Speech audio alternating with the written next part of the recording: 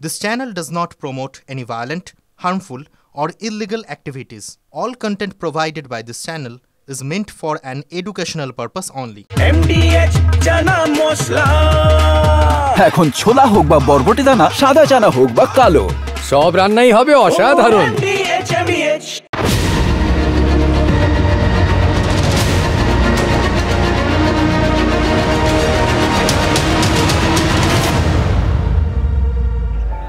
উদ্যানে আয়োজিত east Bengal club বনাম মোহনবাগান অ্যাথলেটিক ক্লাবের ফুটবল খেলার ধারা বিবরণী। নমস্কার, ইডেন উদ্যান থেকে কথা বলছি। আজ 16ই অগাস্ট, গ্যালারি কানায় কানায় ভর্তি। 70,000 দর্শক আজ মাঠে খেলা দেখতে এসেছেন। খেলা শুরু করছেন রেফারি সুধীন চট্টোপাধ্যায়। খেলা চলছে, খেলা এখনো গোল শূন্য। ফাউল, 17 মিনিটের মাথায় ফাউল। মোহনবাগানের লেফট আউট বিদেশ বসুকে ফাউল করলেন ইস্ট বেঙ্গলের দিলীপ পালিত। রেফারি কার্ড দেখাতে পারতেন কিন্তু দেখালেন না। হাফ টাইমের পর খেলা শুরু হয়েছে আবার। গ্যালারি ফুটছে, মাঠও তাতছে। আবার ফাউল, 57 মিনিটের মাথায় এবার বিদেশ বসু ফাউল করেছেন সেই দিলীপ পালিতকে। এবার কার্ড দেখাচ্ছেন রেফারি, রেড কার্ড। বিদেশ বসু আর দিলীপ পালিত দুজনকেই লাল কার্ড দেখালেন রেফারি। খেলা শুরু হচ্ছে আবার, কিন্তু রেফারি ফ্রি কিক দেননি। বল ড্রপ করে শুরু হচ্ছে খেলা। দেখি গ্যালারিতে গোলমাল, উত্তেজনা। ইডেন উদ্যান এখন রণক্ষেত্র। মোহনবাগান ও ইস্টবেঙ্গল সমর্থকদের সামলাতে পারছে না পুলিশ। দর্শকরা উন্মাদের মতো আচরণ করছেন। ইট, লোহার রড, কংক্রিটের টুকরো ছুটে যাচ্ছে এদিক ওদিক। আমরা বুঝতে পারছি না এটা ফুটবল মাঠ নাকি যুদ্ধক্ষেত্র। অনেকে লাফ মেরে গ্যালারি থেকে নিচে পড়ছেন। সরু ফেন্সিং বলে বেরোতে চাইছেন অনেকে। কি হচ্ছে মাঠে দেখতে পাচ্ছি, মাঠে কাতরাচ্ছেন কেউ কেউ। ধাক্কাধাক্কি চলছে। ইডেন উদ্যান থেকে বলছি, অত্যন্ত খারাপ খবর। মোহনবাগান আর ইস্টবেঙ্গলের খেলায় গোলমাল। মারা গেছেন 16 জন ফুটবল সমর্থক। খেলা, ফুটবল খেলা। খোকা গেল খেলা দেখতে সেই সকালবেলা। গানটা মান্না দে গিয়েছিলেন, কিন্তু গানটা এমন একজন লিখেছিলেন যিনি গানের জগতের লোক নন, বরং অভিনয়ের সঙ্গে তার সম্পর্ক ছিল। অভিনেতা সত্য বন্দ্যোপাধ্যায় এই গানটা লিখেছিলেন এবং তার লেখা এই গানের শেষ দুটো লাইন মনে করে দেওয়ার মতো। তোমরা আমার একটা কথাই রেখো, খেলার মাঠে কারো খোকা আর না হারায় দেখো। গতকাল পর্যন্ত কি মনে হচ্ছিল জানেন তো? বাঙালির তো ওই ভুলে যাওয়ার রোগ আছে। সেজন্যই তো ছোটোবেলার থেকে আমাদের ওই বাঙালিকে নর্মালি আমরা কি শুনে এসেছি, ব্রাহ্মী শাক খাওয়ানোর প্রেসক্রিপশন লেখা হয়েছে, যে পেরেছেন লিখে দিয়েছেন। নীরশ্রী চৌধুরী স্বজাতিকে আত্মঘাতী বলে নিন্দবন্ধ করেছেন। তাই জন্য মনে হচ্ছিল বাঙালি কি 1980 সালের এই 16ই আগস্টের কথাটা আদৌ মনে রাখবে? ইডেনে মোহনবাগান আর ইস্টবেঙ্গলের খেলায় সেই গোলমাল আর গোলমাল থেকে 16 জন ফুটবল সমর্থকের মৃত্যুটা বাঙালি কি মনে রাখবে? মনে রেখেছে এখনো? ভুলে গেছিলাম। 1980 সালের কথা মনে রাখতে গিয়ে আমি নিজেই সাম্প্রতিক অতীতের একটা কথা ভুলে গেছি। বাগানের খেলা হবে, ইস্ট বেঙ্গলের খেলা হবে, মোহামেডান, এইভাবে একটা খেলা হবে স্লোগানটাকে চিরস্থায়ী করার জন্য প্রতি বছর আমরা 16ই আগস্ট এটাকে পালন করব। খেলা হবে দিবস। এটা খেলাধুলার জগতে একটা আলোড়ন সৃষ্টি করবে এবং 1 লক্ষ বল গ্রামের গরিব ক্লাবগুলোকে আমরা দেব। এখানেও যে বল রাখা আছে, আইএফের আন্ডারে যে 303টি ক্লাব আছে, আইএফের সবাইকে অনুরোধ করব তারা যেন 10টা করে বল তাদের ক্লাবগুলোকে দিয়ে দেন। 2021 সালের 2রা আগস্ট বিধানসভা নির্বাচনে সদ্য জিতে এসছে তৃণমূল। ব্যাপক জনপ্রিয় ওই খেলা হবে স্লোগানটা তখন। আর সেই স্লোগানকে ব্যবহার করে আজ তো একটা দিবস ঘোষণা করে দিয়েছিলেন মমতা বন্দ্যোপাধ্যায়। সেই শুরু। তারপর থেকে সেই ট্র্যাডিশনটা সমানে চলছে। ফুটবল প্রেমী দিবস থেকে 16ই আগস্টটা হয়ে গেছে খেলা হবে দিবস। আজকে সকালেও মুখ্যমন্ত্রী খেলা হবে দিবসের শুভেচ্ছা জানিয়েছেন সবাইকে। খেলা তো হচ্ছে বিভিন্ন প্রান্তে, বিভিন্ন জায়গায়, মাঠে ময়দানে খেলা হচ্ছে। বিভিন্ন ক্লাবকে বল, টাকা বিলি করছে সরকার। এবং রাজ্য সরকারের ধারণা যে এর ফলে গ্রাম বাংলার বহু ফুটবলার উপকৃত হবে, আর ফুটবলের প্রতি সকলের আগ্রহ জন্মাবে। এবার দেখুন, তার মানে সরকার একটা পজিটিভ ব্যাপার ভেবেছে, আর পজিটিভ সবসময় তো নেগেটিভকে চেপে দেওয়ার কথাই ভাবে। সত্যি সত্যি বলতে কি, আপনি যদি পজিটিভ ভাবতে চান তাহলে তো নেগেটিভকে ভুলতেই হবে। তাই আমাদের ভুলে যাবার রোগটাকে দোষ দিয়ে লাভ নেই। এই ফুটবল প্রেমী দিবস বা এই 16ই আগস্ট 16 জন ফুটবল প্রেমীর ওই প্রাণ দেওয়া বা প্রাণ যাওয়ার ঘটনাটাকে আমরা ভুলে এগোচ্ছে বাংলা। অবশ্য সরকার যা ভাবছে তার উল্টো কথা ভাবারও লোক তো আছেন, যারা মনে করেন এইভাবে সরকারি টাকা খরচ করে খেলার দলগুলোকে, ফুটবলের খুব একটা লাভটাভ কিছু নেই, যা লাভ সবই শাসক দলের, কারণ এই খরচ করে নিজেদের দিকে দলগুলোকে টানছে তৃণমূল কংগ্রেস। এবার তাদেরও দোষ দিয়ে লাভ নেই। এটা এত বড় গণতন্ত্র, প্রত্যেকের একটা স্বাধীনতা রয়েছে, বাক স্বাধীনতা রয়েছে, ভাবনার স্বাধীনতা রয়েছে, আর ভাবনা চিন্তার উপর তো কোনো ট্যাক্স নেই, ফলে যে যা খুশি ভাবতেই পারেন, আটকায় কে? এই ধরুন শুভেন্দু অধিকারী, তিনি রাজ্যের বিরোধী দল নেতা, তিনি ভাবছেন কি? তিনি ভাবছেন রেফারি দেখলেই তৃণমূল নেতারা মেজাজ হারিয়ে বোধহয় মারধর করেন। এবার যদি তিনি এটা বলেন, তাকে কে আটকায়? কেউ না, বরঞ্চ তিনি তো এই যে খেলা, ফুটবল প্রেমী দিবস, এই সব কিছু মিলেমিশে আজকের দিনটার মধ্যে যেটা বেশ খেলা ব্যাপার আছে, সেই বয়ে যাওয়া ধারণার মধ্যেই তো নিজেকে ভাসিয়ে দিয়েছেন। ফলে নিজের ভাবনা চিন্তা সকাল সকাল তিনি সোশ্যাল মিডিয়ায় তুলে ধরেছেন, লিখেছেন নির্বাচনের ময়দানে যেরকম নির্বাচন কমিশনকে দেখলেই কুরুচিকর আক্রমণ করছে তৃণমূল, তেমনই নাকি ফুটবল মাঠে রেফারিকে দেখলেই মারছে। এবার ভোটের মাঠ আর ফুটবলের মাঠকে শুভেন্দু অধিকারী কেন এক করে দেখলেন সেটা তো তিনি জানেন, কিন্তু তিনি হয়তো ভাবনা চিন্তাটা সেই খাতে বইয়ে দিয়েছেন। ওই হয়তো যেরকম অনেকে বলে না, 25শে বৈশাখের দিন সব কিছু বেশ রাবীন্দ্রিকভাবে করবো, রাবীন্দ্রিকভাবে ভাববো। আমার মনে আছে এখনকার একজন বিখ্যাত গায়ক, তিনি একবার গল্প করছিলেন যে তারা বড় বিভিন্ন রকম বাঁদরামো ঠাদরামো করতেন আর কি। তা 25শে বৈশাখ রাস্তা দিয়ে সামনে একজন যাচ্ছে, গিয়ে তাকে ধাক্কা মেরে সরিয়ে দিয়ে বলেছিলেন, আরে সরে দাঁড়া, যাহা বলিব আজ সুরেই বলিব, ওরে সরে দাঁড়া। তো সেই রকম আর কি, আজকে যা বলবেন সব খেলা দিয়ে বলবেন, এটা শুভেন্দু অধিকারী ভেবে নিয়েছেন। এবং সেইভাবেই খেলা জিনিসটা আজকাল রাজনীতি খুব ভালো বুঝে তিনি ওই বোঝানোর মাধ্যম হিসেবে খেলাটাকেই বেছে নিয়েছেন। তিনি সুন্দর করে একটা তুলনা দিয়েছেন যে এই নির্বাচন কমিশন যারা ওই নিবিড় ভোটার সমীক্ষাটা করতে চায়, এটা যে তৃণমূলের পছন্দ নয় এটা সবাই জানে। এবার তৃণমূলের ধারণা যে বিজেপির ষড়যন্ত্রে এক্ষেত্রে কমিশনও সামিল হয়েছে, অর্থাৎ আসল এটার পেছনে একটা ষড়যন্ত্র রয়েছে এবং তার মূল হচ্ছে বিজেপি। লক্ষ্য কি না, সমীক্ষার নামে বাংলার বৈধ ভোটারদের বাদ দেওয়া। সেই জন্যেই রোজ উঠতে বসতে জাতীয় নির্বাচন কমিশনকে তৃণমূল নেতারা যে যার মতো করে দু চার কথা শুনিয়ে দিচ্ছেন, এটা তিনি বুঝে গেছেন। কিন্তু তার সঙ্গে ফুটবল মাঠের রেফারি একই রকমভাবে তৃণমূলের চক্ষুশূল হবে, এইটা কি করে বুঝলেন শুভেন্দু অধিকারী? এইটা নিয়ে একটু সংশয় হচ্ছিল। সেটা যদি জানতে চান তাহলে আপনাদের রাজা খানের কথাটা জানতে হবে। তো রাজা খানকে জানেন? মেদিনীপুরের পুরপ্রধান সৌমেন খানের ভাইপো, জেঠু পুরসভার চেয়ারম্যান, তৃণমূলের নেতা। সুতরাং ভাইপো বাই ডিন্ট অফ জেঠু আর কি, বাই ডিন্ট অফ রিলেশন, অর্থাৎ সম্পর্কের বলে তিনিও নেতা। জেঠু শের তো ভাইপো সওয়াশের। জেঠু মেদিনীপুর শহর সামলান আর তার ভাইপো গেছিলেন ফুটবল মাঠ সামলাতে।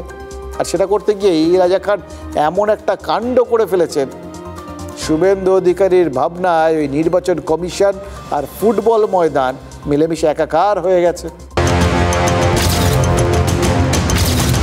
মেলালেন ইনি রাজা খান, মেদিনীপুর পুরসভার পুরপ্রধান সৌমেন খানের ভাইপো।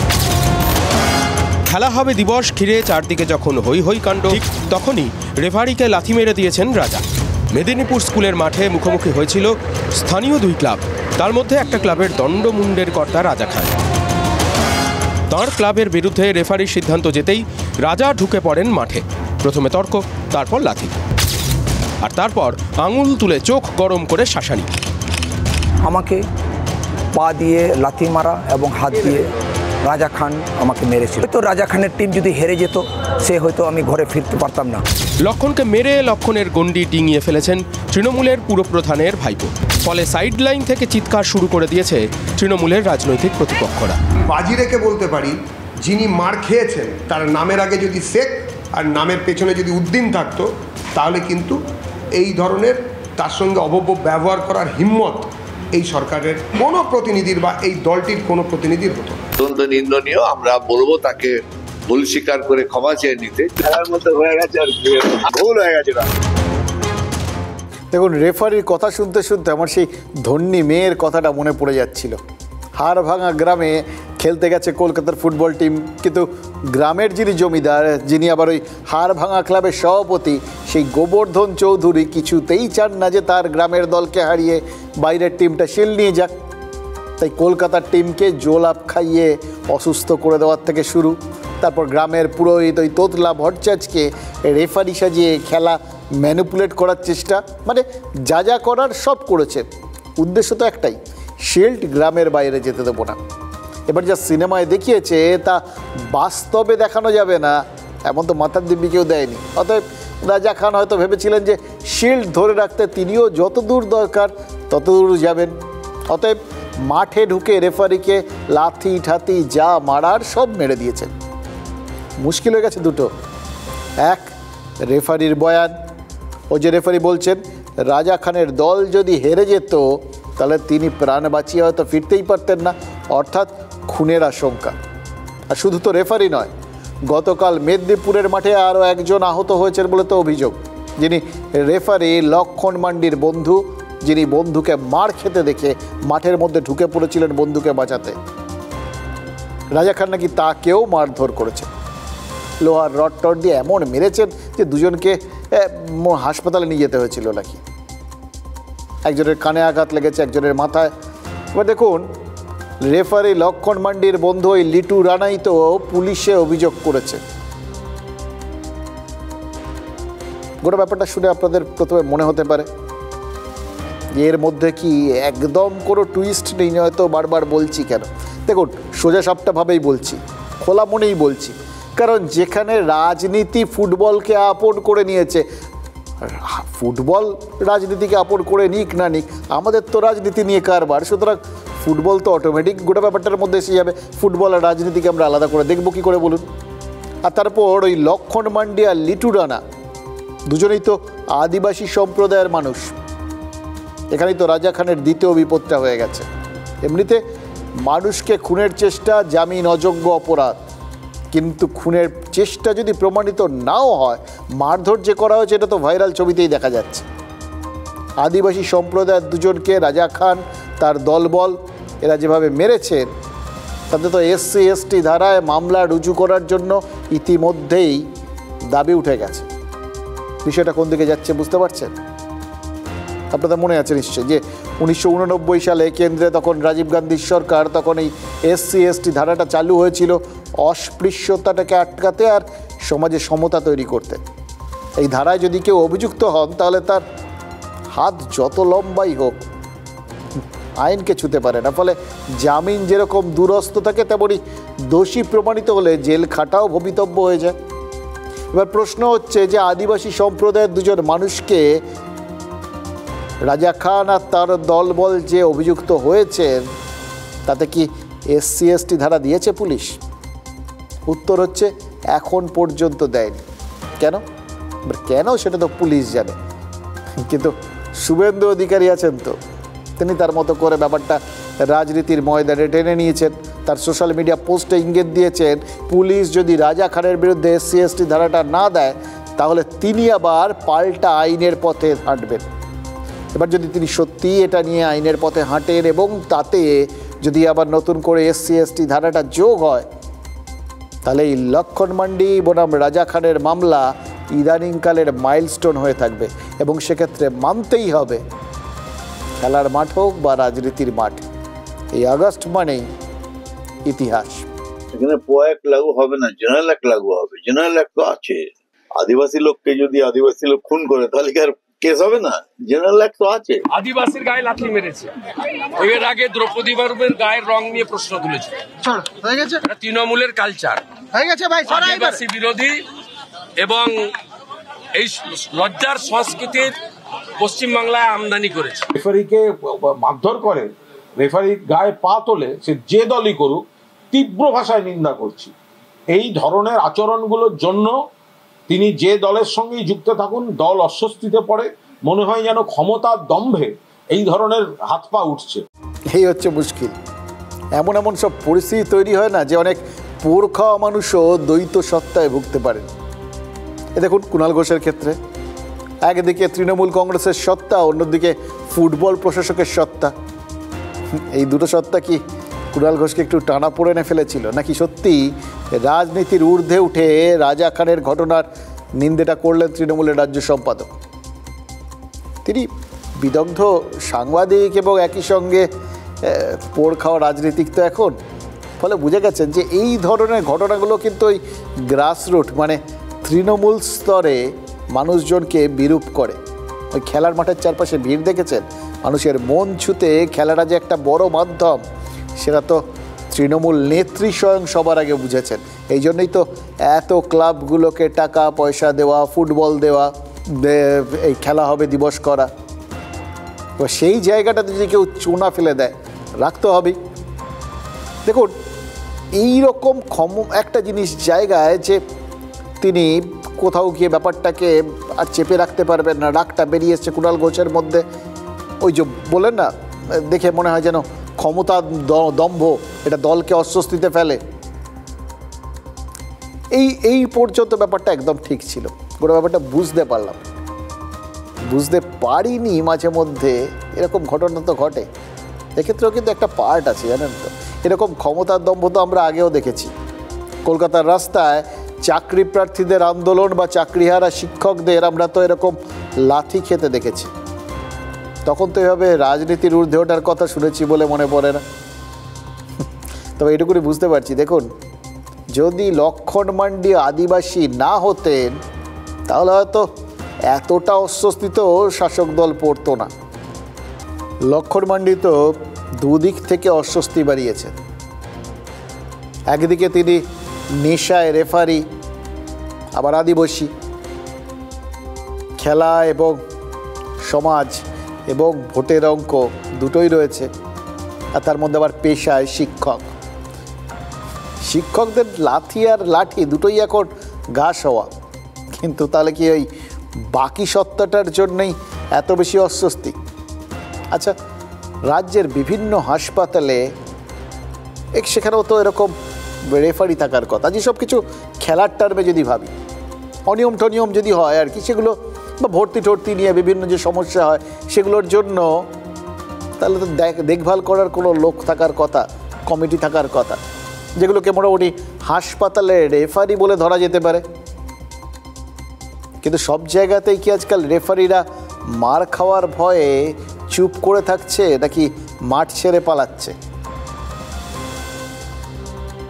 আরও একটা জিনিস হতে পারে, হাসপাতালে কি দালাল রাজি রেফারি যারা ঠিক করে দেবে মানুষের বাঁচা মরা, ভর্তি হওয়া, বাঁশি বাজিয়ে ঠিক করবে, ভর্তি করে নাও, লম্বা আপনার জীবন শেষ, ভর্তি বন্ধ। সেটাও আমি তো দেখছি। বেহালার বাসিন্দা অরিজিৎ দাসের ডেঙ্গি হয়েছিল। অভিযোগ কি জানেন? ওর পরিবারের অভিযোগ, ওই ডেঙ্গি আক্রান্ত অরিজিৎকে নিয়ে তাদের হাসপাতালে ঘুরতে হয়েছে। প্রথমে তারা অরিজিৎকে নিয়ে SSKM হাসপাতালে ভর্তি করতে নিয়ে গেছিলেন। সেখানে কি 50,000 টাকা দাবি করা হয়েছিল ভর্তির জন্য। ভাবুন, 50,000। পরিবারের অভিযোগ হচ্ছে যে এ টাকা তারা কোত্থেকে দেবেন, দিতে পারেননি, তাই জন্য ভর্তিও হয়নি। রাজ্যের সুপার স্পেশালিটি হাসপাতালে ওই 50,000 টাকা দিতে না পারার জন্যে নাকি বেড পাওয়া যায়নি ওই ডেঙ্গি আক্রান্ত অরিজিতের জন্য। কি অদ্ভুত না? অথচ আমরা তো দেখেছি, আপনারা দেখেছেন, মনে পড়ছে আপনাদের, ওই বড় আশা করে এসেছি গো বলে একবার ডাক পারলেই ওই রাজ্যের বহু নেতা মন্ত্রীকে এই এসএসকেএমই তো নিজের আঁচলের তলায় টেনে নিয়েছে। হ্যাঁ, সেক্ষেত্রে একটা ছোট্ট শর্ত পূরণ করতে হয়েছে, ওই নেতা বা মন্ত্রী মানে যিনি এসএসকেএমে ভর্তি হতে চেয়েছেন তার কাছে কেন্দ্রীয় এজেন্সির সমন থাকাটা খুব জরুরি। এই শর্ত পূরণ করতে পারলেই আমরা তো দেখেছি চিচিং ফাঁকের মতো এসএসকেএমের উডবার্ড ওয়ার্ডের দরজাগুলো খুলে যাচ্ছে, আর নেতা মন্ত্রীরা হাসপাতালে বেডে বসে বহাল তবিয়তে খাওয়া দাওয়া করছে। সে যাই হোক, অরিজিৎ তো কেন্দ্রীয় এজেন্সির সমন পাননি, তিনি মশার সমন পেয়েছিলেন আর মরণের সমন পেয়েছিলেন, তাকে মশা কামড়েছে। অরিজিৎ এসএসকেএমে ভর্তি হতে পারেননি, তারপর শম্ভুনাথ পণ্ডিত সেখানেও বেড পাননি, তারপর যান বিদ্যাসাগর হাসপাতালে, অবশেষে ভর্তি হন। কিন্তু ততক্ষণে এতটা সময় চলে গেছে, বিদ্যাসাগর হাসপাতাল আর তাকে বাঁচাতে পারেনি, অভিজিৎ মারা গেছেন। আর সঙ্গে একটা ছোট্ট প্রশ্ন তুলে দিয়ে গেছে, ছোট্ট, সাধারণ মানুষ তো জেনে প্রশ্নটা ছোট্ট, তাকে যদি এসএসকেএমে সময় মতো ভর্তি করানো যেত তাহলে কি প্রাণটা বাঁচানো যেত না? জি হসপিটালের মতো হসপিটালে মুহুর্মুহু অ্যানাউন্স হচ্ছে যে কারোর কোনো দালাল চক্করে পয়সা দেবেন না বা দালালের চক্করে পড়বেন না। আমি যখন বেড পাইনি, একটা লোক এসে বলছে 50,000 টাকা দিলে এক্ষুনি বেড হবে, এক্ষুনি আপনার পেশেন্টের ট্রিটমেন্ট শুরু হবে। মুখ্যমন্ত্রী অ্যানাউন্স করাচ্ছেন যে কোনো দালাল চক্করে পড়বেন না, দালালকে পয়সা দেবেন না। তাহলে পিজির মতো জায়গায় গিয়ে সাধারণ মানুষের জায়গা হয় না কেন? বিদ্যাসাগরে 2 দিন ছিল, বুধবার থেকে শরীর খুব ডিটোরেট করে। আমরা বাধ্যতামূলক এতটা কষ্ট হচ্ছিল বালানন্দে দিয়েছিলাম পাঠকপাড়ায়, ওখানে ডাক্তার বলল ক্রিটিক্যাল কন্ডিশন, আপনারা মেডিকেল কলেজে নিয়ে চলে যান। আমরা চেষ্টা অনেক করেছি, বাট লাস্ট অব্দি কিছু করতে পারিনি। দেখুন, অরিজিতের পরিবারের দাবিটা যদি সত্যি হয় না, তাহলে বুঝতে হবে যে মুখ্যমন্ত্রী বারবার বলা সত্ত্বেও সরকারি হাসপাতালের রোগ সারেনি। ওই রেফার রোগ চলছেই, এবং ওই এসএসকেএমের মতো হাসপাতালে দালালরা একইভাবে সক্রিয়। এর আগে রাজ্যের প্রাক্তন মন্ত্রী মদন মিত্র, তিনিও তো এসএসকেএম হাসপাতালেই দালালরা সক্রিয় বলে অভিযোগ করেছিলেন, বিরাট বিতর্ক হয়েছিল, আপনাদের মনে আছে। তৃণমূলের বিধায়ক, রাজ্যের প্রাক্তন মন্ত্রী অভিযোগ করেছিলেন যে তৃণমূলের একাংশের মদতেই নাকি ওই দালাল চক্র সক্রিয়। আজ মদন মিত্র কী ভাবছেন? তিনি যে হুইসল ব্লোয়ার হিসেবে বাঁশিটা বাজিয়েছিলেন, সেটা যদি সরকারের কানে ঢুকতো, সরকার যদি তার বক্তব্যটা গুরুত্ব দিয়ে বিবেচনা করত, তাহলে অরিজিৎ হয়তো বেঁচে যেতেন। আসলে কি জানেন তো, মানুষ বেঁচে থাকতে যতই কম দাম পাক, মরে গেলে কিন্তু অমূল্য। বিশেষ করে মানুষের মৃত্যুকে নিয়ে বিশেষ বিশেষ ক্ষেত্রে রাজনীতি তো এত ব্যস্ত হয়ে পড়ে নাওয়া খাওয়া করতে ভুলে যায়। ওই যেমন ওই নন্দীগ্রামের মেয়েটার ক্ষেত্রে হয়েছে, ওই নন্দীগ্রামের ওই নার্স সিঙ্গুরে গেছিল নার্সের চাকরি করতে, নার্সিংহোমের কাজে যোগ দেওয়ার দিন দুয়েকের মধ্যে যার ওই অস্বাভাবিক মৃত্যু হয়েছিল, দেখিয়েছিলাম। মৃতদেহ মাঝখানে পড়ে পরিবার গালে হাত দিয়ে বসে রয়েছে, দুটো রাজনৈতিক দল সেই দেহের দাবি দাওয়া নিয়ে কে দখলে নেবে তাই নিয়ে নিজেদের মধ্যে মারপিট করছে। অসাধারণ দৃশ্য।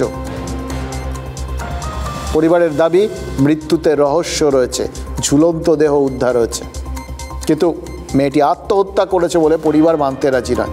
তাদের দাবি খুন করে ঝুলিয়ে দেওয়া হয়েছে। খুনের আগে ধর্ষণ করাও হতে পারে বলে পরিবার সন্দেহ করছে। এ পর্যন্ত একটা ধাপ, আরেকটা ধাপ সেটা তো গতকাল দেখিয়েছে, যেটার কথা বললাম, রাজনীতির মারপিট, লাশের দখলদারি। আর পরের ধাপটা কি? তদন্ত। এবার তদন্তের রেফারি কে হবে? আপাতত রাজ্য পুলিশ তদন্ত করছে, কিন্তু পরিবার বলছে তদন্তকারী হিসেবে তারা সিবিআইকে চায়, কারণ পুলিশের রেফারিংয়ে তাদের ভরসা নেই। এরকম যদি হয় কি করে চলবে বলুন তো? শাসক দলের লোক হোক বা না হোক, সবাই পুলিশের ওপর ভরসা নেই বলে দিচ্ছেন। এটা তো ভালো বিজ্ঞাপন নয়, এবং ভালো বিজ্ঞাপনের থেকে বড় কথা, এটা তো আমাদের সমাজের জন্য খুব ভালো একটা পরিস্থিতি নয়। পুলিশের ওপর যদি এরকমভাবে ভরসা চলে যায়, তাহলে আইন শৃঙ্খলা নিয়ন্ত্রণে থাকবে কি করে? এবার পরিবারের দাবি পুলিশ নাকি তথ্য প্রমাণ লোপাট করতে পারে, বিকৃত করতে পারে।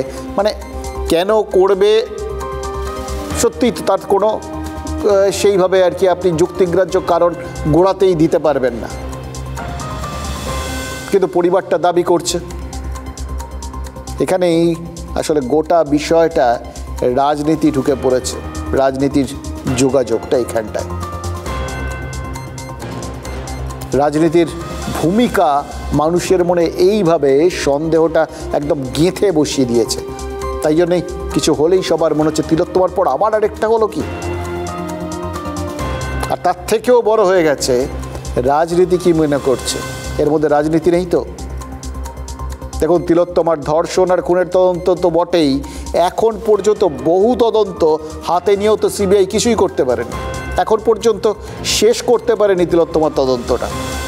ফলে আরেকটা তদন্তভার সিবিআই পেলেই যে তাদের কাজকর্ম নিয়ে প্রশ্ন উঠবে না, জোর দিয়ে বলা যাচ্ছে কি। এবার যত প্রশ্ন তত দ্বন্দ্ব, আর যত দ্বন্দ্ব তত রাজনীতির লাভ।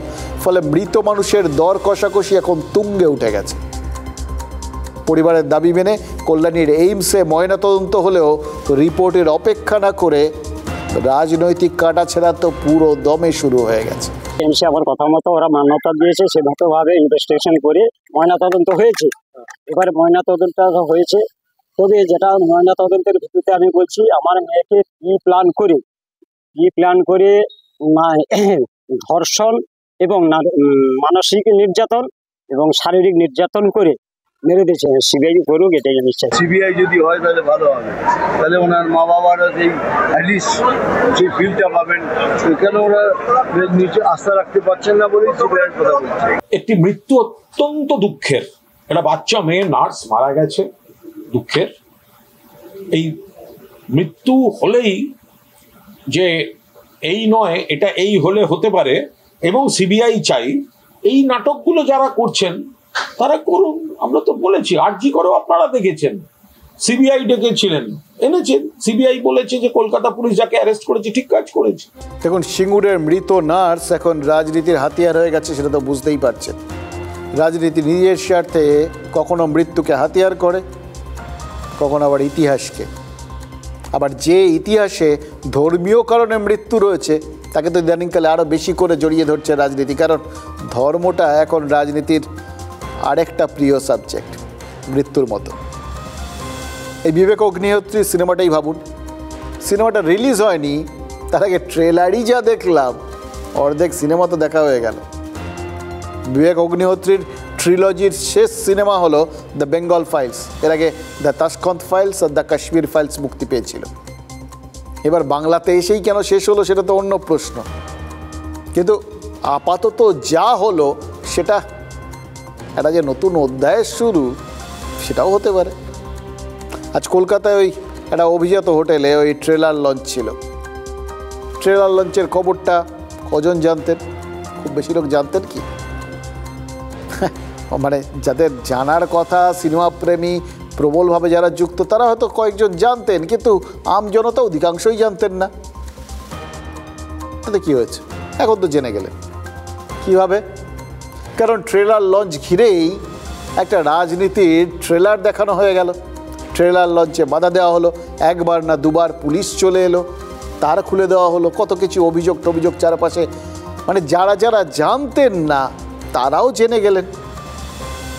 জানানো হলো কেন? এটা একটা বড় প্রশ্ন। দেখুন, ধরা যেতে পারে যে সিনেমাটা অপছন্দের সিনেমা, কেউ চান যে সিনেমাটা না দেখুন। ট্রেলার লঞ্চ যদি আটকানো হয় তার মানে কেউ না দেখুন, এটাই তো চাহিদা। এর আগে এই সিনেমাটাকে স্থগিত করার মানে বাংলায় তার রিলিজ আটকানোর জন্য হাইকোর্টের দ্বারস্থ হয়েছিল, সেটাও প্রধান বিচারপতির বেঞ্চ উড়িয়ে দিয়েছে। প্রযোজক পরিচালক এদের বিরুদ্ধে মামলা করা হয়েছিল, তাদেরও আপাতত স্থগিতাদেশ রয়েছে তার উপর। এবার সেই জায়গায় হতো, চুপচাপ হতো, কয়েকজন জানতো কয়েকজন জানতো না, এরকমই তো বিষয়। এবং সবথেকে বড় বিষয়, যদি এখানে আমাদের ট্রেলারটা লঞ্চ না হতো, অন্য কোথাও হতো, আরও বড় ধুমধাম করে হতে পারত। আজকের দিনে ইউটিউবে সব রয়েছে, কি দেখে ফেলতেন কেউ না কেউ। তাহলে তাহলে এই ট্রেলার লঞ্চ ঘিরে যেভাবে হুলুস্থুলু কাণ্ডটা হলো, যেভাবে এই গোটা বিষয়টা নিয়ে একদিকে তৃণমূল আর একদিকে বিজেপি নেমে গেল, তার পেছনে কি রাজনীতির অন্য উদ্দেশ্যও আছে মনে হচ্ছে। যারা কোনো বিষয় এত সহজে হয় না। দেখুন, এই যে দ্য বেঙ্গল ফাইলস যে সিনেমাটা খায় না মাথায় দেয়, ভালো না খারাপ হবে এসব নিয়ে যে প্রান্তিক মানুষটার মনে কোনো রকম ভাবনা চিন্তাই ছিল না, সেও তো এখন খোঁজ নেবে। কি ব্যাপার বলুন তো, কি আছে ওটার মধ্যে? তাহলে দর্শক বাড়ানো হলো নাকি রাজনীতি ছড়ানো হলো? উদ্দেশ্য কোনটা? এবং তার থেকেও বড় কথা, লাভটা কার হলো? এই একটা সিন, মানে এই গোটা বিষয়টায় না, সিনেমাটার এই লঞ্চকে কেন্দ্র করে যা যা হলো, এবং তাতে এরকম বিভিন্ন পক্ষ যারা যুক্ত হয়ে গেল, এই ক্ষেত্রেটাই মনে হচ্ছে এটা সবার জন্যই একটা উইন উইন সিচুয়েশান। সবাই জিতেছেন, কেউ হারেন। এইরকম খেলা খুব পাবেন না, কিন্তু এই খেলা হবে দিবসে এটা এমন একটা খেলা হয়ে গেল যে খেলাটায় সবাই জিতলেন। প্রথমত সিনেমার কথা বললাম, সেটা পড়ে পাওয়া 14 আনার জায়গায় 28 আনা এমন প্রচার পেয়ে গেল। ওই ট্রেলারটা বন্ধ করতে পুলিশ টুলিশ গিয়ে হুলুস্থুলু কাণ্ড করে যেভাবে আটকানো হলো, তাহলে তো সিনেমার যাবতীয় প্রচারের জায়গা, মানে তাদের আফসোস থাকার কোনো কথাই না। আমি নিশ্চিত পরিচালক প্রযোজক এরা নিজেরা একান্তে বসে এখন উদযাপন করছেন সাফল্যটা, ট্রেলারের সাফল্য। বা দ্বিতীয় জায়গাটা বুঝতে গেলে আপনাকে আগে এই সিনেমাটার বিষয়বস্তুর জায়গাটা জানতে হবে। সিনেমাটার বিষয়বস্তু 1946-এর সেই দাঙ্গা শব্দটা এখন আমরা ইউজ করছি, আগে করতাম না। কারণ আজকাল রাজনৈতিক নেতারা এত বেশি ইউজ করছেন, আমি আপনি বললাম কি না বললাম কিছু এসে যায় না, বরঞ্চ না বললে আপনারা বুঝতে পারবেন না। দ্য গ্রেট ক্যালকাটা কিলিং যেটাকে বলা হয়েছিল, প্রায় 4000-এর মতো মানুষের মৃত্যু হয়েছিল সেই দাঙ্গায়, এবং তার একটা বড় অংশ হিন্দুরা ছিলেন। এবার এটাও এত বিস্তারিতভাবে বলার কারণ একটাই, এই যে ট্রেলারটাকে আটকানোর চেষ্টা হলো, এতে বিজেপি হিন্দুদের হয়ে বলার জন্য মাঠে নেমে যাওয়ার আরেকটা সুযোগ পেল, একটা সিনেমাকে কেন্দ্র করে মাঠে নেমে যাওয়া, এবং তাও একটা এমন ইতিহাসের ঘটনাকে যেটাকে মানুষ ভুলে যেতে চাইছিল। এমনিতেই তো ওই বাঙালিরা বললাম ভুলে যেতে দেওয়ার একটা অভ্যেস আমাদের আছে।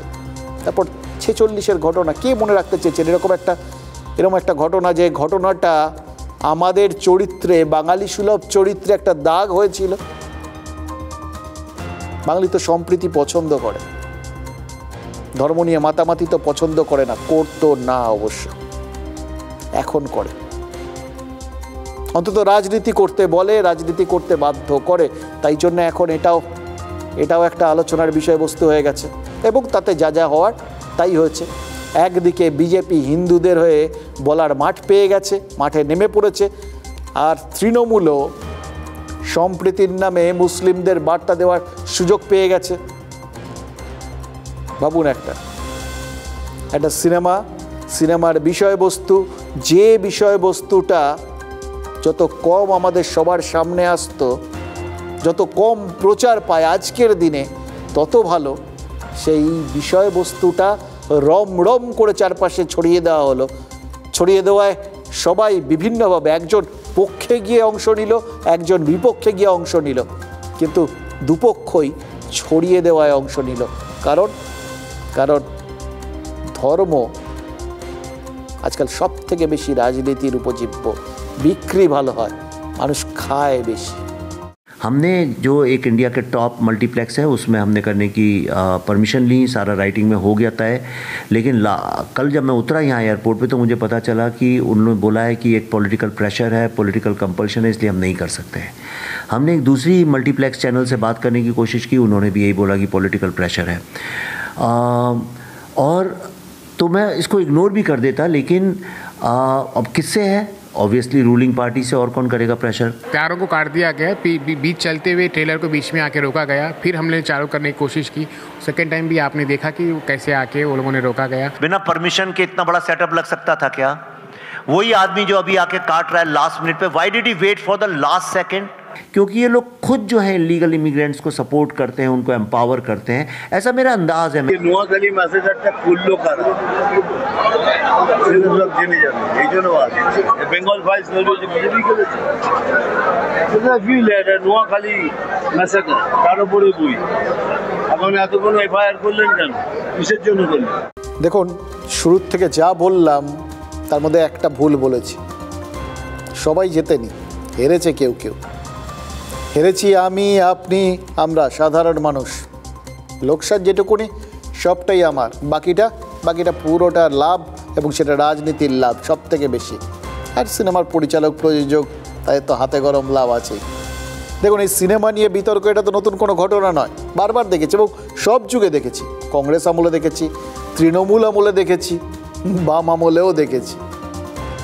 যে যখন যেটা পেরেছে, কখনো নাটক বন্ধ হয়েছে, কখনো সিনেমা বন্ধ হয়েছে, কিন্তু একটা জায়গায় সেই যে আমরা একটু নিশ্চিন্ত ছিলাম। এতদিন শিল্প, প্রতিবাদ, এই সমস্ত জিনিসগুলো, এই গোটা বিষয়গুলো এই প্রদর্শন বন্ধ করার সঙ্গে জড়িয়েছিল, কিন্তু এতদিন সেই বিতর্কে সরাসরি ধর্মীয় জিগির ছিল না। এখন সেটা খুলে আম চলছে, এটাই দুশ্চিন্তা। তবে দুশ্চিন্তার আরও একটা পার্ট আছে, সেটা হলো প্রশাসনের ভূমিকা। সরকার আর শাসক এক থাকবে, এটা তাও স্বাভাবিক, কিন্তু শাসক আর প্রশাসন দুয়ের এজেন্ডাটা এক হয়ে যাচ্ছে না তো। হঠাৎ করে ট্রেলারটা বন্ধ করলেন কেন? মানে কি কারণ? আপনাদের কাছে কি আপডেট ছিল? ট্রেলার চলছিল যখন একটা সিনেমার, না কি কারণে বন্ধ করা হলো? আপনারা বন্ধ করলেন কেন? Joint CP headquarter is the right person to speak, আমি না। না কিসের জন্য হঠাৎ করে? এটা তো কারণ থাকবে। হ্যাঁ, আপনি যা জানতে চান হেডকোয়ার্টার সাহেবের সাথে কথা বলুন। আপনাদের কাছে তো একটা ইনফরমেশন থাকবে, কারণ আমার যা ওইটা উনি বলতে পারবেন, আমি না। হঠাৎ করে একটা ট্রেলার লঞ্চ করে, এটা তো হোটেল বুক করেই তো এখানে ট্রেলারটা লঞ্চ করেছিল। হঠাৎ করে বন্ধ করার কারণটা কি? বাংলায় বিজেপির স্বার্থে নাটক করতে এসছেন, বাংলাকে মেলাইন করতে এসছেন। একে সেই মরিস সেরুলো মনে আছে? মরিস সেরুলোর মতো অবাঞ্ছিত ঘোষণা করে বাংলা থেকে বার করে দেওয়া উচিত। এটা গণতান্ত্রিক রাজ্য বলে সেটা করা হচ্ছে না।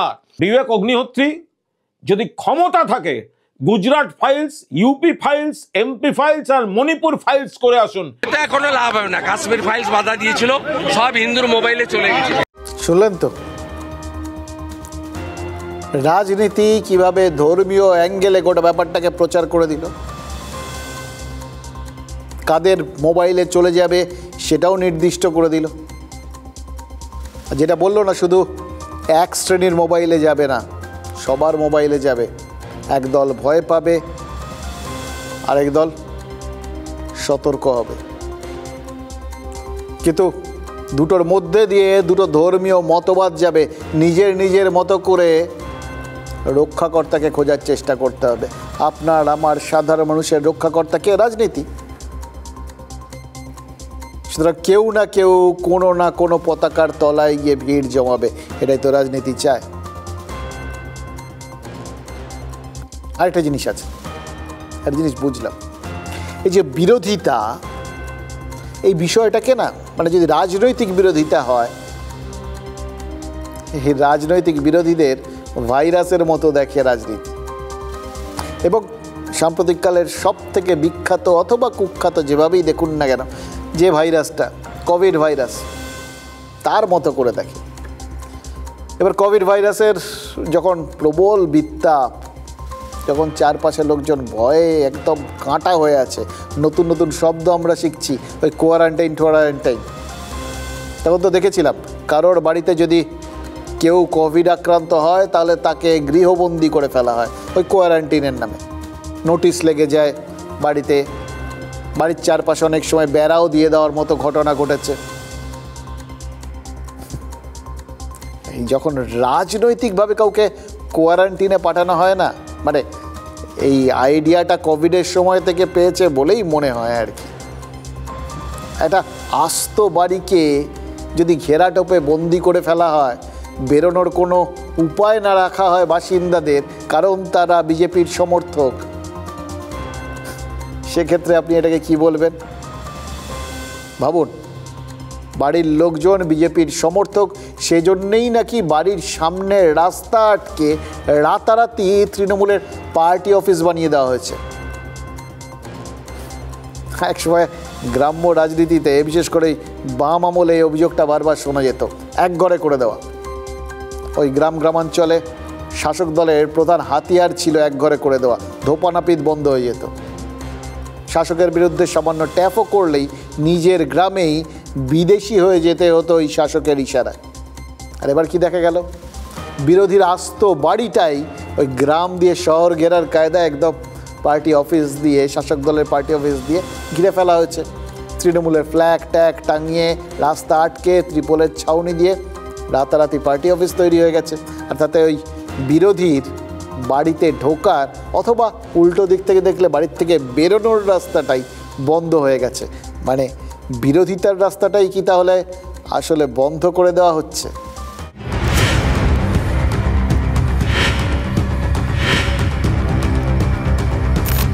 বিরোধী দল করেন, সকালে উঠে দেখলেন রাস্তা আটকে তৈরি শাসক দলের পার্টি অফিস।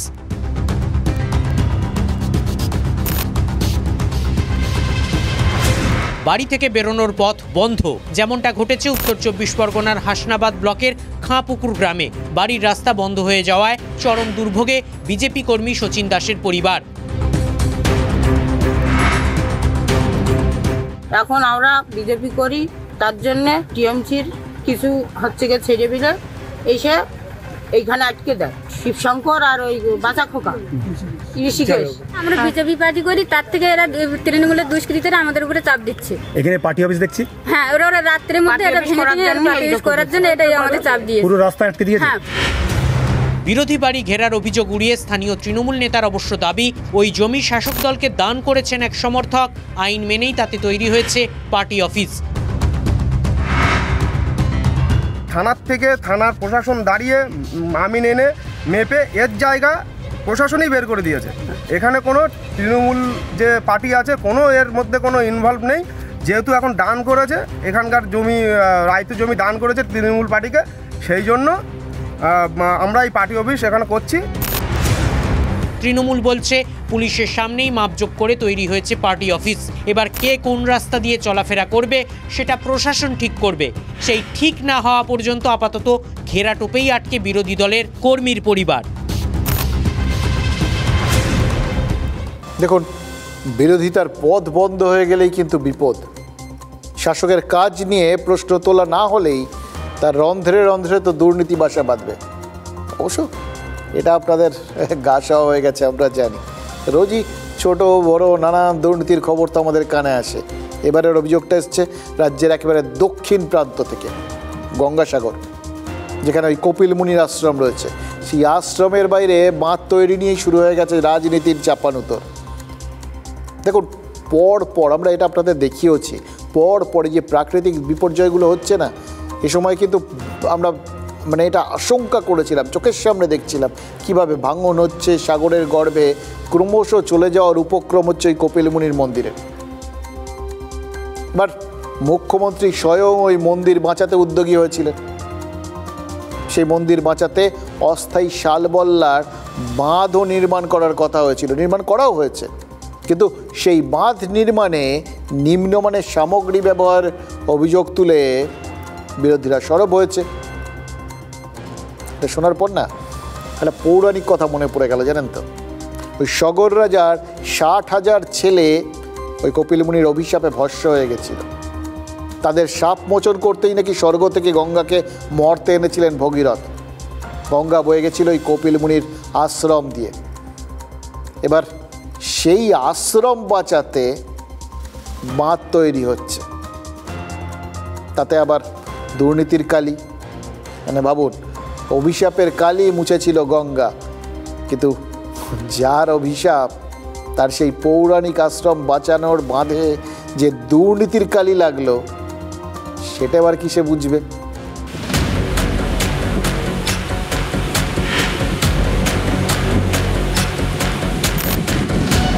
দুর্যোগের ঢেউ আছড়ে পড়ছে গঙ্গাসাগরের কপিলমুনির আশ্রমে।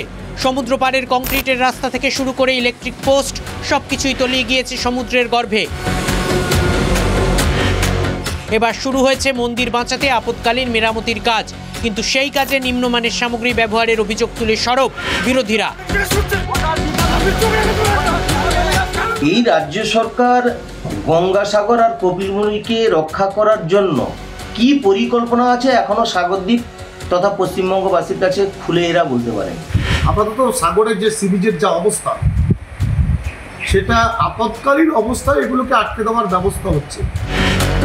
গঙ্গাসাগরের উপকূলকে রক্ষা করতে স্থায়ী কংক্রিটের বাঁধ নির্মাণের দাবিও তুলেছেন স্থানীয়রা। সেক্ষেত্রে আবার পাল্টা কেন্দ্রীয় বঞ্চনার অভিযোগ তুলেছেন রাজ্যের মন্ত্রী। এই নেদারল্যান্ড টেকনোলজিতে করতে গেলে কেন্দ্রীয় সরকার একটা ছাড়পত্র লাগে, সেটাও তারা ছাড়পত্র দিচ্ছে না।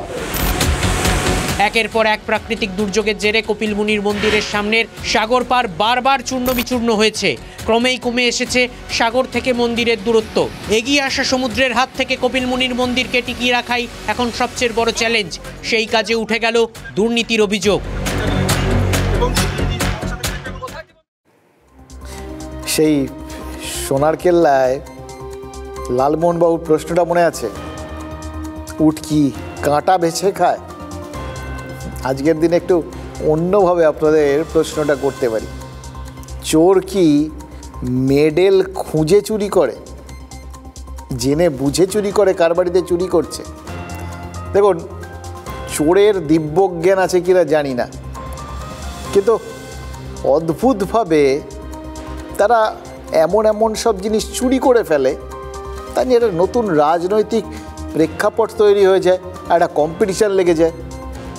মানে কতটা দূরদর্শী চোর হলে এরকম একটা চ্যালেঞ্জের মুখে রাজ্য আর কেন্দ্রের তদন্তকারী দলকে ফেলে দিতে পারে, সেটা কিন্তু ভাবার বিষয়। এবার দেখুন, চোর চুরি করেছে, কোথায় করেছে?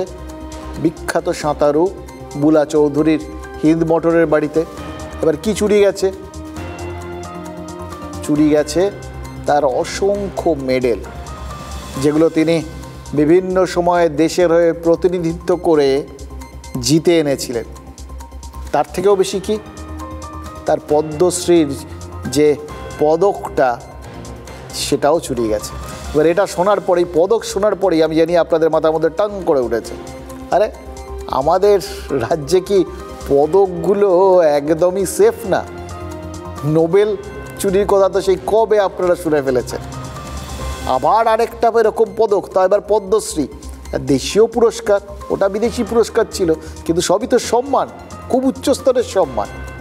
চোররা বেছে বেছে এই সমস্তগুলো সম্মানগুলো আমাদের সম্মানহীন করার জন্য, মানে অসম্মানিত করার জন্য এইভাবে ধরতে পারে।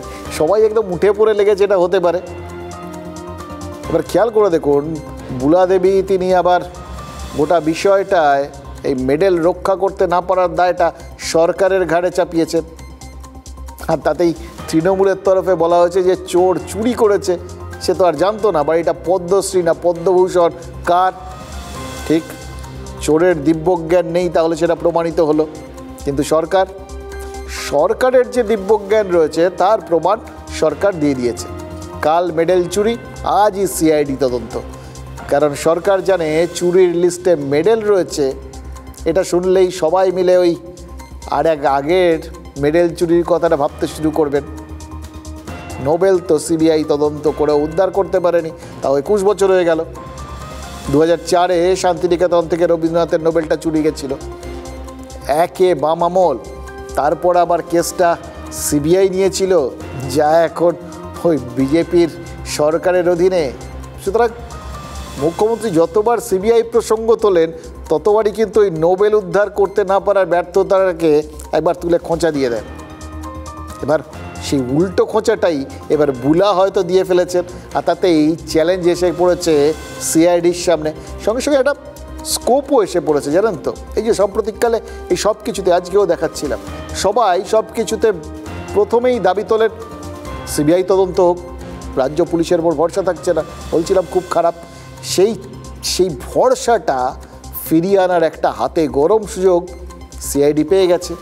এবার দেখুন, যদি বুলাদেবীর ওই পদ্মশ্রীর ওই পদক বা অন্য মেডেলগুলো একবার সিআইডি উদ্ধার করে ফেলতে পারে, তাহলে কি হবে বলুন তো? সিবিআইয়ের থেকে যে তারা কতটা যোগ্য সেটা হাতে গরম প্রমাণিত হয়ে যাবে। এই সুযোগ সরকার কখনো হারাতে চাইবে? এটাই হলো সরকারের দিব্য দৃষ্টি, যেটা আপনার বা আমার নেই। আমার শখ নেই, আমি সুন্দর করে সাজাবার শখটা আমার খুব কম। সে সুন্দর করে সাজিয়ে দিয়েছিল, যার জন্য এটাকে আমি আর কোনোদিনও সরাইনি এখান থেকে। এই পার্টিটা একটা দৃষ্টান্ত ছিল। পদ্মশ্রী নেই, 4টে আমি রাষ্ট্রপতি পুরস্কার পেয়েছি। আজকে হুগলি ডিস্ট্রিক্টে দাঁড়িয়ে গর্বের সাথে বলতে পারি যে 4টে রাষ্ট্রপতি পুরস্কার। কিন্তু আমার বাড়িতে 3বার চুরি হলো। প্রশাসককে আমি অনুরোধ করব, আপনারা একটু দয়া করে দেখুন, একটু রক্ষা করতে পারছেন না আপনারা? যখন মাননীয় মুখ্যমন্ত্রী স্পোর্টস মিনিস্টার ছিলেন, তখন আমাকে বলেছিলেন যে বুলা, তুমি সাব গেমসে যাচ্ছ শ্রীলঙ্কাতে, তুমি একটা পদক, একটা মেডেল নিয়ে আসো, একটা গোল্ড মেডেল নিয়ে আসো, আমরা গর্ববোধ করবো তোমার জন্য। আমি দিদির জন্য 6টা গোল্ড মেডেল নিয়ে এসেছিলাম, যার জন্য আমি অর্জুন অ্যাওয়ার্ড পেয়েছিলাম।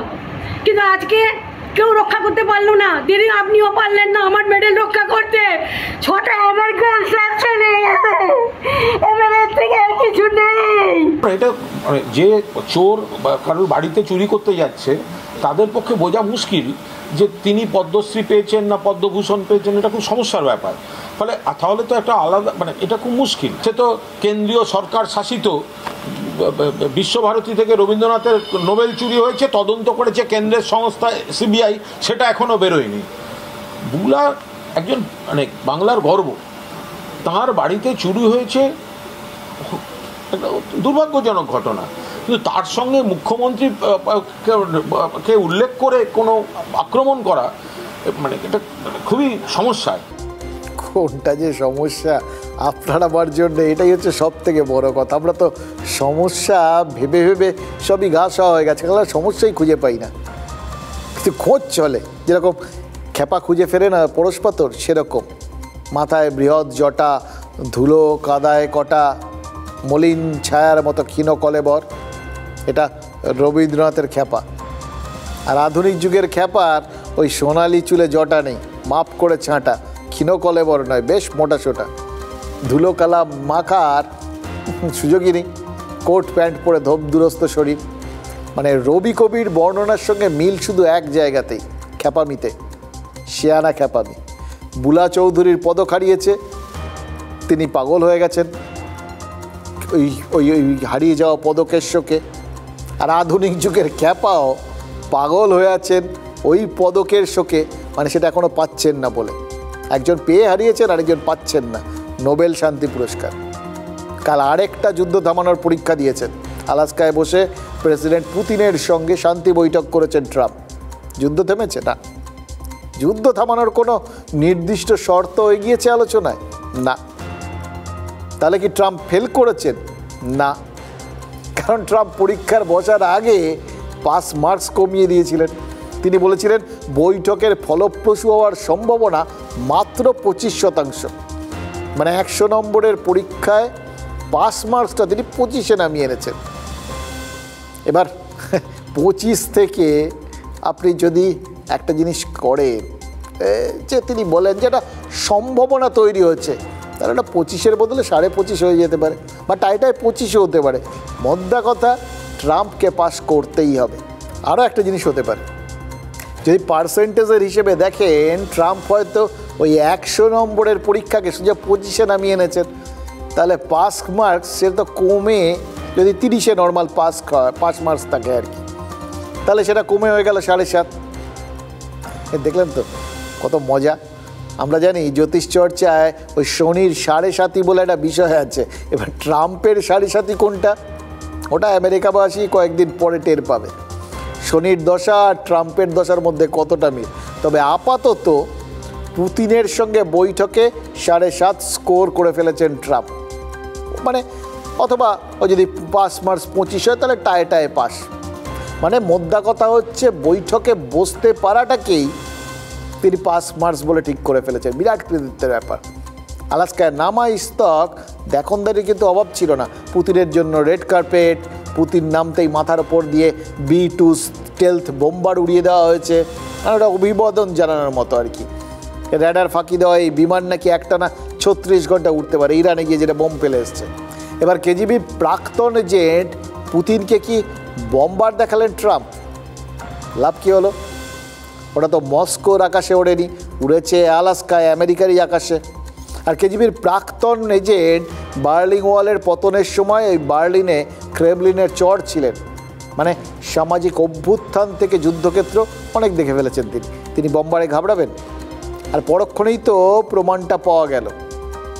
এই বৈঠক চলতে চলতেই ইউক্রেনে যথারীতি নতুন নতুন মিসাইল মেরে দিয়েছে রাশিয়া। আরও একটা জিনিস, এই আলাস্কার বিমান ঘাঁটির থেকে বৈঠকের জায়গায় কিসে যাবেন দুই রাষ্ট্রনায়ক সেটা নিয়েও তো একটা নতুন করে জটিলতা তৈরি হচ্ছিল।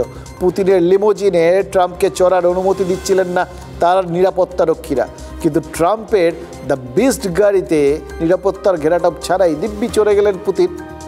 কোনো কিছু পরোয়া করেন না, ট্রাম্পের মতো এত ভয়ের দরকার নেই, সেটা পরিষ্কার বুঝিয়ে দিলেন। এবার যার ভয় নেই তাকে ভয় কি দেখাবেন? বৈঠকে যথারীতি পুতিন সংঘর্ষ বিরতিতে রাজি হননি, ওই বললাম তো যে যখন চলছে তখনই মিসাইল ছুটেছে। এবার ইউক্রেনে ডনবাস প্রদেশের ওপর রাশিয়ার দাবি ছেড়ে দিতেও রাজি হননি পুতিন, কিন্তু তারপরেও ট্রাম্প বলেছেন আলোচনায় ইতিবাচক। বৈঠকের পর সাংবাদিক বৈঠকেও প্রথমে পুতিন বললেন, তারপর ট্রাম্প। এবার একটা দেশের সঙ্গে অন্য দেশের দ্বিপাক্ষিক বৈঠকে, মানে আমেরিকার সঙ্গে, এই রকম কিন্তু চট করে হয় না। দেখে আপনার কি মনে হবে? তাহলে কি আলাস্কায় বসে পুতিন দাদাগিরি করে গেলেন? হতেই পারে, মানে তাহলে তো আমেরিকাবাসীর কাছে সেটা থুতু চাটার দশা। একদিকে বলা হচ্ছে মেক আমেরিকা গ্রেট এগেন, এটা কীরকম গ্রেট হলো? গ্রেট না হয়তো হেট হয়ে গেল। আর তাই বোধহয় ক্ষমা ঘেন্না করে ট্রাম্পকে সার্টিফিকেট দিলেন পুতিন, সান্ত্বনা পুরস্কার দুটো। এক, 2022-এ ট্রাম্প প্রেসিডেন্ট থাকলে হয়তো যুদ্ধ শুরু হতো না। এটা একটা বড় কিন্তু যুদ্ধ ব্যাপার আছে, এবং যুদ্ধ থামার ব্যাপার মানে না হওয়ার ব্যাপার আছে। ট্রাম্প এই বক্তব্যটা ব্যবহার করেও কি নোবেল দাবি করবেন? আর পুতিন বললেন পরের বৈঠকটা যখন হবে মস্কোয় হবে, মানে একটা বৈঠক হবে, সম্ভাবনা আছে। কবে হবে, কখন হবে কেউ জানে না। সুতরাং এটাকে সামনে রেখেও আরেকবার নোবেল দাবি করতে পারে। বা দেখুন, পুতিনকে মস্কোয় ফেরার পথে F-22 ফাইটার জেট দিয়ে আর কি দুপাশে এসকর্ট করে আমেরিকার আকাশ সীমা পর্যন্ত পাঠিয়ে দেওয়া হলো, মানে একটা সামরিক শক্তির আস্ফালন আর কি। কিন্তু মস্কোয় ফেরার পর দেখা গেল এর কোনোটাতেই কোনো ফয়দা হয়নি। পুতিন একই রকম চনমনে, উল্টে ট্রাম্পের কাঁধ মনে হচ্ছে ঝুলে গেছে। দেখুন, এবার আমাদের পরিষ্কার করে একটু বুঝে নেওয়ার দরকার এতে আপনার আমার কি। ট্রাম্প বলে বসে আছেন যে ভারত নাকি রাশিয়ার থেকে তেল কেনা বন্ধ করে দিয়েছে, এটাকে তিনি আরেকটা নিজের জয় বলে ভাববেন। এবার এটা যদি হয় তাহলে আমাদের এখানে ওই ইউরোপিয়ান ইউনিয়ন থেকে বা অন্যান্য জায়গা থেকে আমরা যদি এখন তেল কিনতে শুরু করি, বাজারে তেলের দাম বাড়বে। এবার উল্টো দিক থেকে দেখুন, আমেরিকারই সংবাদ মাধ্যম তারা ভালো করে খোঁজ খবর নিয়ে তারা ঘোষণা করেছে ভারত নতুন করে তেল কেনার বরাত দিয়েছে রাশিয়াকে। এবং সাম্প্রতিককালে যে মনোভাব নিয়ে নরেন্দ্র মোদী চলছেন এবং তার মন্ত্রীরা যেরকমভাবে পরের পর বক্তব্য রাখছেন, তাতে এটা নিশ্চিত ভারত ওই চাপে পড়ার জায়গায় নেই যে এমন একটা জায়গায় চাপ দেওয়া শুরু করলো আমেরিকা যে ভারত নিজের ক্ষতিটা মানে মেনে নিল, এরকম হওয়ার পরিস্থিতি নেই। এবং সেটা বুঝেই সম্ভবত ট্রাম্প ইতিমধ্যেই জানিয়ে দিয়েছেন, যা শোনা যাচ্ছে, আর ওই ভারতের ওপর আবার ওই তেল কেনার জন্য আবার যে আরও 25% কর চাপাবেন বলেছিলেন, সেটা আপাতত চাপাচ্ছেন না। মানে তিনি হয়তো বুঝতে পেরেছেন নিজের নাক কেটে পরের যাত্রা ভঙ্গ করার চেষ্টাটা ভালো, কিন্তু নিজের নাকটা কেটে ব্লিডিংটা বেশি হলে নিজের মরণাপন্ন হওয়ার মতো পরিস্থিতি তৈরি হয়। তার দেশের মধ্যে সেটা যা চলছে তাতে কিন্তু কোথাও গিয়ে ট্রাম্প নিজেই চাপে পড়ে গেছেন। তাহলে আলটিমেটলি দাঁড়ালো কি? একদিকে রাশিয়াও পাত্তা দিচ্ছে না, অন্যদিকে এখন পর্যন্ত ভারতও পাত্তা দিচ্ছে না। ট্রাম্প আবার বোধহয় ওই নোবেলটা নিয়েই পড়বেন, কারণ এই দুটো দেশকে নিয়ে পড়ে যে তার লাভ হবে না এটা বোধহয় তিনি বুঝতে পেরেছেন।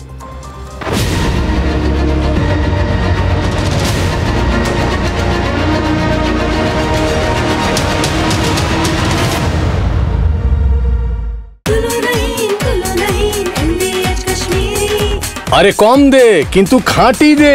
MDH কাশ্মীরি লাল লঙ্কার গুঁড়ো। MDH